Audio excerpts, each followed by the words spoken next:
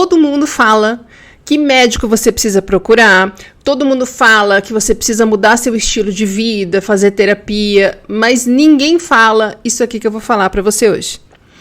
Outro dia a Rita Lee morreu e eu sempre fui muito fã e acabei percebendo hoje, né, olhando com os olhos pós-burnout, o porquê dela sempre ter me feito querer ser como ela. Eu achava que era uma questão de, né, criança que eu era, querer ser artista famosa, sei lá. Eu, quando era criança, falava que eu queria ser chacrete, por exemplo. Por muito tempo, essa foi a carreira que eu queria seguir, né? Porque tinha brilhos em músicas e estava na TV e etc. Mas eu acabei percebendo que não era isso. Era uma questão de liberdade. Eu quero falar para você como a nossa cultura da exaustão faz a gente abrir mão de ser quem a gente é de verdade e como isso estressa o nosso corpo a um ponto de levar a gente a chegar num burnout. Com um cenário defasado, porque eu já estou encaixotando as coisas para mudança. Até lá, nós vamos ficar com esse cenário pelado com as meia dúzia de plantinha aí. Abstrai. Vamos lá. Eu sempre falo que a gente chega num burnout tentando ser quem a gente não é. E a gente sai de um burnout quando a gente está pronto para ser quem a gente nasceu para ser. O que eu quero dizer com isso?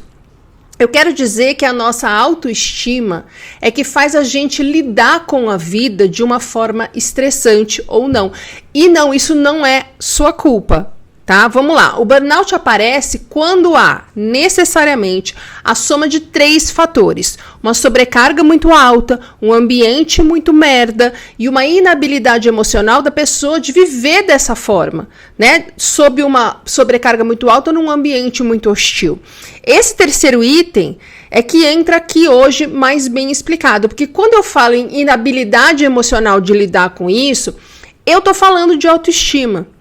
Eu tô falando da pessoa achar que a vida dela é muito dura, muito injusta, que ela não é boa o suficiente, que ela, por mais que se esforce, não consegue mudar nada na vida dela, que ela não merece ou não pode ter coisas boas da vida, na vida.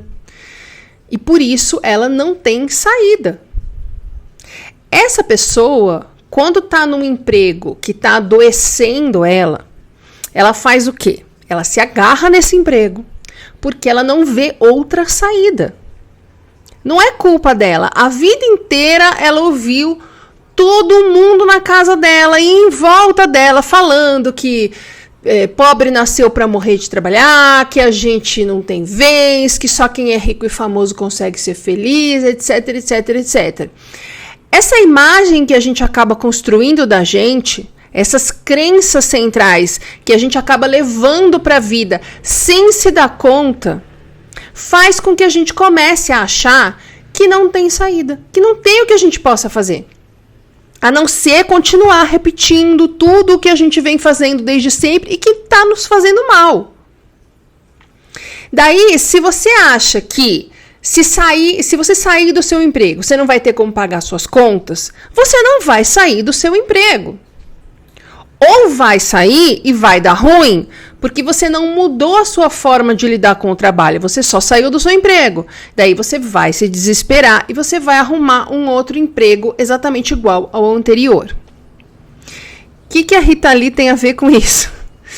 Eu percebi que sempre fui uma criança meio reprimida, altamente cobrada e muito invalidada, eu gostava de me imaginar sendo, não uma cantora famosa, mas sendo livre. Livre como a Rita Lee sempre foi. Por achar que eu não era boa o suficiente, que eu não era capaz de fazer grandes coisas, que eu era toda errada. Eu nunca fui livre. Eu nunca me senti livre. Eu a vida inteira me esforcei ao máximo para agradar todo mundo, a não desagradar, a não criar climão, a não chatear, a não decepcionar. E isso fez com que eu, adulta, diretora de agência, ganhando um monte de dinheiro, continuasse me achando incapaz, errada e não merecedora das coisas. Eu achava que eu não tinha saída, porque toda agência era daquele jeito E se eu saísse da área, se eu mudasse de área profissional, se eu saísse daquela profissão, as pessoas iam me achar burra, fracassada, idiota, etc. Eu sempre pedi desculpa por falar muito, por falar alto, sem perceber que eu sempre tive um enorme talento para me comunicar. Sempre fui bem-humorada, sempre fui criativa, sempre fui inteligente. Eu não via isso, porque eu era criticada por falar alto, por falar muito. Então, eu achava que eu tinha que me dedicar a não ser daquela forma. E com isso, eu não enxergava todo o resto. Eu não enxergava nem que essas coisas eram qualidades minhas em alguns contextos e para alguns objetivos. Então, eu abaixava o volume da minha voz e eu me calava.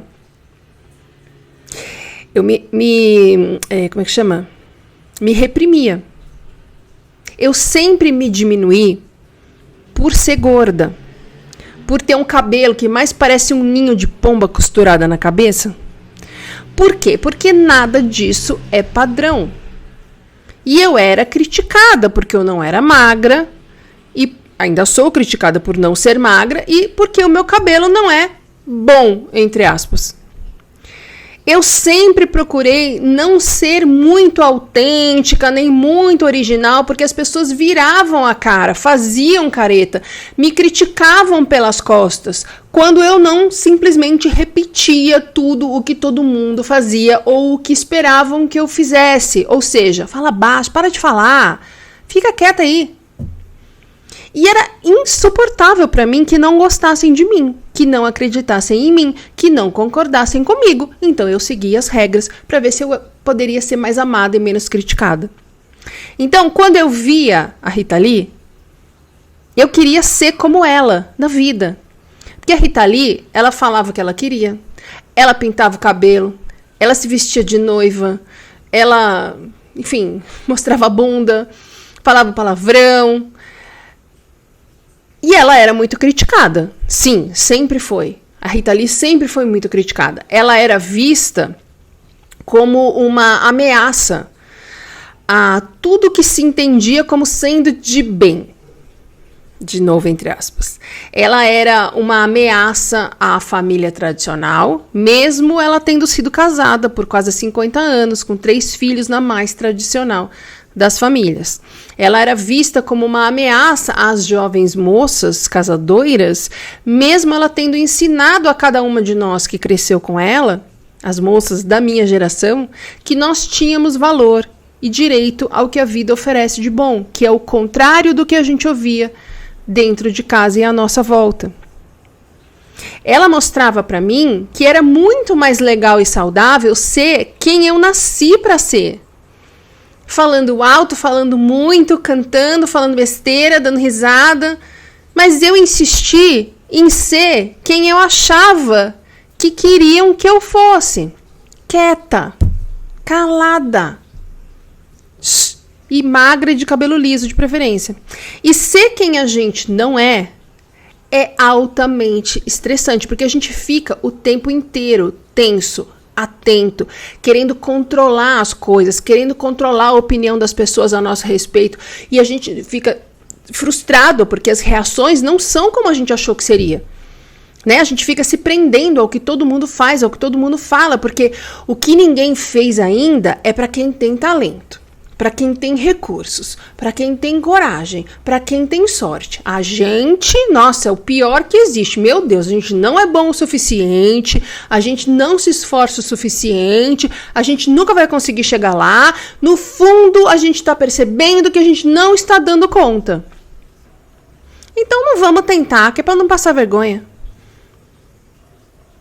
E a gente fica ali deixando de ser quem a gente nasceu para ser. Deixando de fazer brilhar o que tem de melhor na gente. A gente não consegue nem enxergar isso. E as pessoas, mesmo a gente fazendo o que a gente acha que elas querem que a gente faça, as pessoas reagem de uma forma que sempre machuca a gente. Mas a gente continua aí contra a nossa natureza, mesmo sendo criticado, porque se tudo der errado, pelo menos não foi nossa culpa. Né? A gente não precisa assumir essa responsabilidade. A gente está fazendo o que as pessoas falaram que a gente tem que fazer. Se der errado, a culpa não é minha. Né? Vai que a gente faz uma coisa muito original e errada de acordo com os padrões e dá ruim. Eu não sei se eu vou fazer algum dinheiro ou se eu só vou cantar no chuveiro. O burnout vem na nossa vida para falar, ó, isso aí de você querer ser quem você acha que querem que você seja, não tá dando certo. O burnout vem para te lembrar quem você nasceu para ser e ele te convida a bancar as suas escolhas, a impor os seus limites e a não fazer isso esperando provocar nos outros essa ou aquela reação. Mas sim saber quem você é e o seu valor e o seu caminho e os seus limites, apesar da reação dos outros. Quando eu burnoutei, as pessoas me acharam instantaneamente fracassada, fraca, incompetente. Tudo o que eu achei que eu jamais faria ninguém achar se eu me mantivesse ali onde me queriam, onde eu não incomodaria. Eu achava que se eu fizesse o que todo mundo estava querendo que eu fizesse, eu ficaria imune às críticas. Mas eu burnoutei e de repente eu era fracassada, fraca, incompetente, incapaz, etc. Eu aprendi com o burnout que quem ama a gente justamente por a gente ser quem é. Não pelo personagem que a gente criou para agradar. Tem uma entrevista linda da Rita Lee e do Roberto de Carvalho, onde um entrevista o outro e ela fala para eles, tipo, eu não sei o que você viu em mim. E ela começa a listar tudo que ela acha que não agradaria alguém. Ah, não tenho bunda, não tenho peito, eu consumia droga, não sei o quê. E aí ele lista tudo o que ela falou como sendo qualidades ou coisas não importantes, que não interferem na forma como ele a vê, porque ele a vê de verdade. É como se ele tivesse listado as mesmas coisas que ela está falando, mas colocado numa outra perspectiva que só quem ama pode fazer, pode conseguir ver. O mundo faz a gente achar que está errado. E a gente acha, o mundo faz a gente achar que a gente está errado. E a gente acha que fazendo o que todo mundo faz, a gente vai ser considerado certo. Mas a única forma da gente ser certo, feliz, saudável, é sendo quem a gente é de verdade. A gente fica buscando a aprovação dos outros, mesmo que para isso a gente adoeça.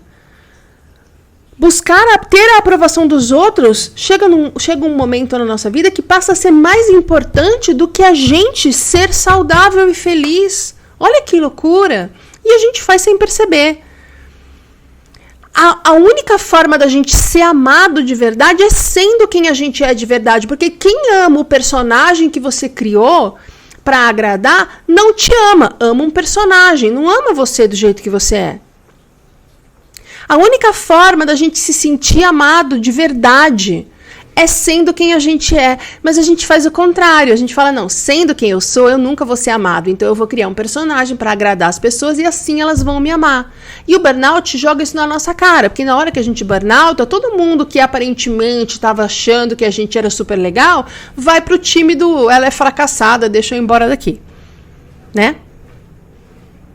Tudo isso você vai ressignificar na terapia. Por isso a terapia é fundamental em uma recuperação de burnout. Mas assim, começa a fazer no seu dia a dia pequenos atos de coragem e de rebeldia para que você comece a se conectar com essa essência sua, com essa sua verdade, com essa pessoa que você nasceu para ser e que você durante esses anos todos, sob muito estresse, deu uma escondida, enterrou, botou no fundo ali do armário para ninguém ver. Começa a fazer pequenos atos de coragem e de rebeldia no seu dia a dia, para o seu cérebro começar a aprender que tá tudo bem não ser o mais certinho, o mais bonzinho, o que ganha estrelinha por ser comportadinho. Porque ser o certinho, bonzinho e ganhar estrelinha por ser comportadinho te adoeceu. Começa a fazer pequenos atos de coragem e de rebeldia para o seu cérebro aprender que tá tudo bem ser quem você é. Espontâneo, autêntico, meio desajeitado, que fala alto, que fala muito, ou qualquer coisa que você possa ter listado um dia como coisas que você precisa mudar em você, mas que hoje no burnout, na terapia, você começa a ver que são qualidades, que são coisas que vieram com você por um motivo. Outro dia, eu vi um vídeo no Instagram de uma senhora, acho que é americana, que 70 e poucos anos assim, ela comprou uns olhos pequenininhos, olhinhos, olhos pequenininhos, de colar, sabe? Aqueles olhinhos que tem, como se fosse uma bolhazinha, e aí dentro tem a bolinha preta que se mexe, então se você cola numa superfície os olhinhos e balança, a parte pretinha fica balançando. Pois bem, ela comprou um saquinho desses olhinhos e foi com a neta dela, que é uma menina, sei lá, deve ter seus 17, 18 anos. Elas foram em vários supermercados ali na região onde elas moram e elas colavam esses olhinhos nas embalagens, nas frutas, nos anúncios que tivesse uma pessoa, enfim, aonde elas achavam que deveriam colar o tal dos olhinhos. Gente, a menina ia filmando e essa senhora, mas ela rachando o bico, ela tava se divertindo tanto, mas ela ria, acho que ela nunca teve um dia tão divertido, ela tava assim encantada, rindo, se divertindo. É um pequeno ato de coragem, entende? De uma senhora que durante a vida toda seguiu todas as regras e descobriu aos 70 e tantos anos que ela não estava se divertindo, que ela só estava cumprindo tarefa. Estava sempre ansiosa, cansada, se sentindo errada, criticada, julgada, sem conseguir agradar todo mundo, por mais que ela se esforçasse. E ela resolveu que ela ia ser quem ela era, que ela ia se divertir, que ela ia tocar o foda-se. E ela se divertiu às pampas, colando óleozinhos nas coisas do supermercado. É um pequeno ato de coragem, um pequeno ato de rebeldia. A doutora Ana Beatriz conta que o Cartola, o compositor, ele começou a carreira dele aos 66 anos.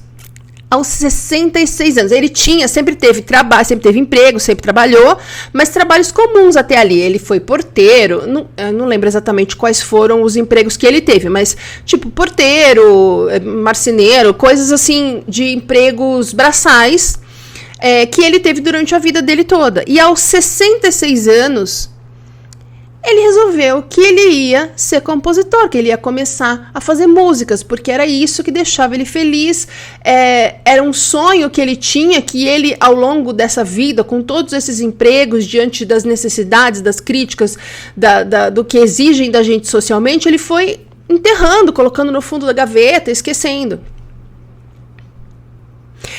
Olha a diferença que o Cartola fez no mundo com o trabalho dele de compositor musical, que começou aos quase 70 anos de idade. E tem gente hoje em dia que com 25 acha que está muito velho. E quando ela conta essa história do Cartola, ela fala uma coisa que, na verdade, é essa mensagem que eu quero deixar aqui para vocês hoje. Você pode passar a vida inteira fora do seu propósito, sem usar os seus talentos, sem deixar o mundo ver quem você é de verdade, o que vem da sua alma, o que tem em você, o que veio em você para o mundo ver. E aqui eu acrescento que você pode fazer isso por acreditar que não tem talento, ou por acreditar que precisa ficar nesse emprego que está te matando, né, todo dia um pouquinho, porque tem boleto para pagar, porque ninguém ajuda, etc. Mas voltando para a frase dela, ela diz o seguinte: você pode ficar a vida inteira sem colocar seu talento para fora. Um dia que você passe sendo quem você nasceu para ser, você vai fazer a diferença no mundo. Seja com um exemplo que você vai dar para o seu filho, seja para uma pessoa que foi impactada por você, seja num vídeo do YouTube aqui como esse, em que você faça alguém pensar de outra forma sobre si mesmo, que seja. Que você faça alguém decidir bancar essa escolha de ser feliz, mesmo que todo mundo te ache maluco. Para encerrar, eu tenho certeza que a Rita Lee te falaria o seguinte: um belo dia resolvi mudar e fazer tudo que eu queria fazer. Me libertei daquela vida vulgar que eu levava estando junto a você. Você não tem que ficar nessa vida com essas pessoas nesse trabalho. Se isso te faz mal, é porque não é você, não é pra você, não é seu. E você não lutou até aqui pra desistir agora, né? Baby, não adianta esperar quando alguém está perdido, procurando se encontrar. Baby. Até semana que vem. Não teve vídeo nas outras 2 semanas porque minha mãe estava internada de novo, mas ela tá bem, ela já teve alta, voltamos com a programação normal. Então, até semana que vem.